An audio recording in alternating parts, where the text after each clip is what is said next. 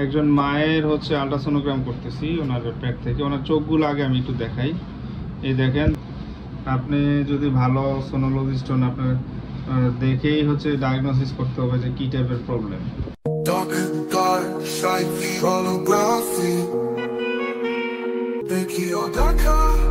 আসসালামু আলাইকুম, আশা রাখি সব ভালো আছে। আমরা একজন মায়ের হচ্ছে প্রথমে দেখলাম চোখগুলো একবারে হলুদ, একবার হলুদ হয়ে আছে।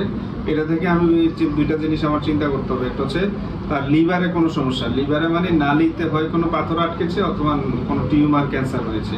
আমরা একটু দেখাই, এদিকে আসো। দেখেন, আমি যেটা চিন্তা করেছি, ওনার দেখেন সিবিডিটা বিলিয়ারিটি পুরাটাই হচ্ছে ডায়ালেটেড।